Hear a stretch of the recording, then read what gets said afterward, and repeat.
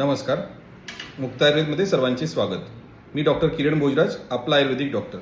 आज आपण पंचकर्मातील रक्तमोक्षण या चिकित्सेबद्दल जाणून घेऊयात. रक्तमोक्षण म्हणजे काय? तर रक्तमोक्षण म्हणजे आपल्या शरीरातील दूषित रक्त काढून घेणे, याला रक्तमोक्षण असे म्हटले जाते. ही चिकित्सा चे किती प्रकार असतात? तर रक्तमोक्षण करण्याचे शास्त्रामध्ये 4 प्रकार सांगितलेत. त्यातलं मुख्यतः सध्या प्रचलित किंवा सध्या आपण करतो ती जास्तीत जास्त प्रमाणामध्ये जलौकावचरण, ज्याला आपण लीच थेरपी असं म्हटलेलं आहे. बऱ्याच जणांनी लीच थेरपी किंवा त्याचे फोटोज बघितले असतील की जलौका लावली जाते आणि ती विशिष्ट भागातून ती तिथले रक्त शोषण करते आणि त्यानंतर तिथली अशुद्धी निघून जाते. हे झालं स्पेसिफिक जागी, कुठेतरी एका जागी जर रक्तदृष्टी असेल तर जलौकावचरण केले जाते. दुसरा प्रकार जो सर्वसाधारणतः केला जातो आणि जो महत्त्वाचा ठरतो तो म्हणजे सिरावेद, ज्याच्यामध्ये आपल्या सिरेतून दूषित रक्त काढून वैद्य ते काढून घेतात एक ठराविक प्रमाणामध्ये आणि त्याच्यातून त्याची अशुद्धी निघून जाते आणि रक्त पुन्हा शुद्ध होण्यासाठी मदत मिळते. या प्रकारे रक्तमोक्षण ही चिकित्सा केली जाते. याचं महत्त्व काय आहे? तर रक्तमोक्षण याचं महत्त्व त्याच्या नावातच आहे.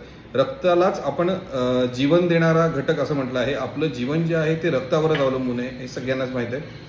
रक्त जर आपल्या शरीरातलं चांगलं असेल किंवा त्याचं प्रमाण चांगलं असेल तर आपल्याला दररोजच्या जीवनामध्ये किती आपण जसं म्हणतो की आज मला फ्रेश वाटतंय, आज मला फ्रेश वाटत नाही किंवा मला अशक्तपणा जास्त जाणवतोय, ह्या सगळ्या ज्या गोष्टी ठरतात ह्या त्यावरच आहेत की आपलं न्यूट्रिशन कसं होतंय, आपल्या शरीरामधलं पोषण कसं आहे. आणि ह्या सगळ्या ज्या गोष्टी म्हणतो आपण पोषण, न्यूट्रिशन, हे सगळं कशावर अवलंबून आहे? तर आपल्या रक्तावर आणि रक्ताच्या रक्ताभिसरण प्रक्रियेवर आणि त्यातून जे पोषक तत्व आपल्या शरीराला मिळतात त्या सगळ्या गोष्टींवर. मग ह्या सगळ्या गोष्टी जर रक्तावर अवलंबून असतील तर रक्त जर शुद्ध नसेल तर आपल्याला विचार करा किती प्रमाणामध्ये काय काय आजार होऊ शकतात किंवा जिथे जिथे कमजोरी आहे तिथले तिथे आजार आपल्याला बळावू शकतात. आणि रक्त जर शुद्ध असेल तर आपण जे काही खात आहोत, जे काही त्याचं न्यूट्रिशन बनत आहे, जे रक्तामध्ये येते ते पूर्णपणे प्रॉपरली त्या त्या अवयवांपर्यंत जाऊन त्याचं ॲब्झॉर्प्शन व्यवस्थित होईल. मग अशुद्धी म्हणजे काय? तर आयुर्वेदानुसार सांगितलंय वात, पित्त, कफ या 3 दोषानुसार रक्तामध्ये काही बदल होतात. जसं वाताचं अतिरिक्त प्रमाण वाढलं तर रक्तामध्ये कृष्णवर्णता येते किंवा त्याच्यातले घटक द्रव्य बदलतात. पित्त वाढलं तर त्याची विस्कॉसिटी वेगळी होते. कफ वाढलं तर त्याची विस्कॉसिटी बदलते आणि ह्या बदललेल्या त्याच्या घटकद्रव्यांमुळे किंवा विस्कॉसिटीमुळे शरीरामध्ये न्यूट्रिशनल प्रक्रिया किंवा पचन प्रक्रिया ही बदलत असते किंवा बिघडत असते. मग असं होऊ नये आणि आपल्याला व्यवस्थित पचन शरीरामध्ये व्हायला पाहिजे, सर्क्युलेशन व्यवस्थित मिळायला पाहिजे आणि त्यातले घटकद्रव्य शरीराला व्यवस्थित मिळायला पाहिजे.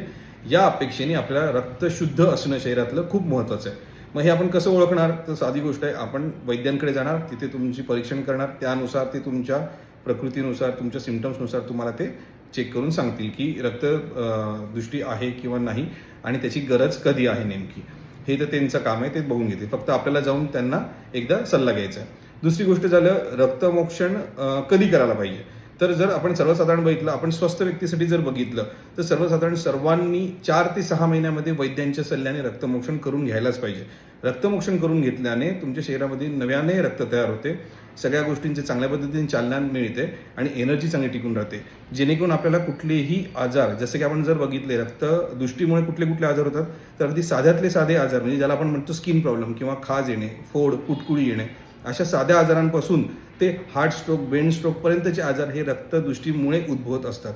तर आपल्याला असे कुठलेही मोठे आजारही होऊ द्यायचे नसतील आणि लहानसे आजारही आपल्याला शक्यतो होऊ द्यायचे नसतील किंवा साधं सर्दी होणे, जळजळ होणे, छातीमध्ये अंगाला गरमपणा वाटणे, डोकं दुखणे, हे असे सुद्धा सगळे त्रास हे रक्तदृष्टीमुळे होत असतात.